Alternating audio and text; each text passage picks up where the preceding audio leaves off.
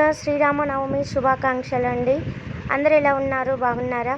చాలా రోజుల తర్వాత లాంగ్ వీడియో అయితే చేస్తున్నాను. వీడియో స్కిప్ చేయకుండా లాస్ట్ వరకు చూడండి. మార్నింగ్ అయితే మా హస్బెండ్ ఇలా పువ్వులు అయితే కట్టేసి దర్వాజాకి అయితే పెడుతున్నారు. ఈ విధంగా పండగ రోజు కదా, సో ఈ విధంగా చేస్తే చాలా బాగుంటుంది అనేసి. ఇంకా మామిడాకులు అండ్ ఇంకా కొన్ని పువ్వులేమో పూజ దగ్గర పెట్టడానికి అనమాట. మామిడాకులు మాత్రం ఈ విధంగా చేస్తున్నారు చూడండి. మా పాప అందిస్తుంది, మా హస్బెండ్ ఏమో అటు సైడ్ ఇటు సైడ్ తాడు కట్టేసి సింపుల్గా అయిపోతుంది అనేసి ఈ విధంగా చేస్తున్నారనమాట. సో మీ ఇంట్లో పండగ ఏ విధంగా జరుపుకున్నారో కామెంట్ చేయండి.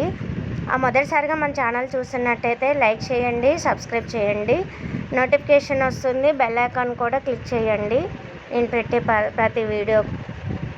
తర్వాత ఈ విధంగా అయితే మా ఇంట్లో సింపుల్గా అయితే ఈ విధంగా ఫెస్టివల్ అయితే జరుపుకుంటున్నాము.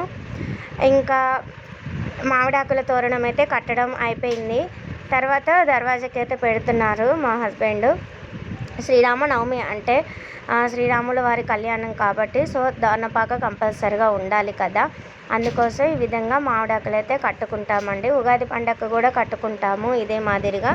సో ఈ విధంగా కట్టుకున్న తర్వాత ఇంట్లో పూజ అయితే చేసేసుకున్నాము. మాకు పూజ గది అయితే కొంచెం చిన్నగా ఉండడం వల్ల అక్కడక్కడ అన్నీ ఉంటాయి అన్నమాట. సో ఈ విధంగా అయితే మా ఇంట్లో పూజ అయిపోయింది. తర్వాత పక్కనే టెంపుల్కి అయితే వెళ్ళాము.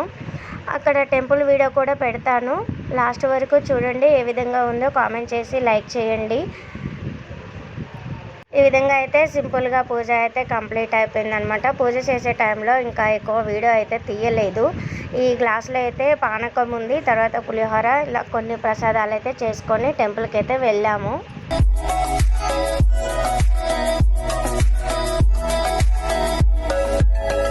ఎక్కువ లాంగ్ అనేది వెళ్ళకుండా మా పక్కన ఉన్న టెంపుల్ దగ్గరికి అయితే వెళ్ళామన్నమాట. ఇంటి పక్కన ఉన్న టెంపుల్ దగ్గరికి అయితే వెళ్ళే వరకు అంటే ఇంకా పూజ ఆల్రెడీ సగం అయితే అయిపోయింది. ఇంకా నెక్స్ట్ పూజ విధానం అయితే వీడియోలో చూపిస్తాను, చూడండి. స్కిప్ చేయకుండా లాస్ట్ వరకు చూడండి, ఓకేనా. అయ్యగారు అయితే అక్కడ అందరికీ అక్షంతలు వేస్తూ వస్తున్నారనమాట.